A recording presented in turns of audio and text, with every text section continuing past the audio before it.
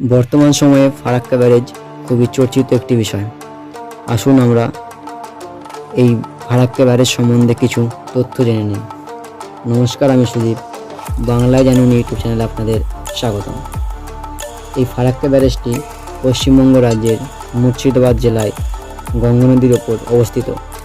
এই ব্যারেজটি তৈরি করার কাজ শুরু হয় 1961 সালে এবং এই কাজটি হিন্দুস্তান কনস্ট্রাকশন কোম্পানির দ্বারা 1957 সালে মে মাসে সম্পন্ন হয়।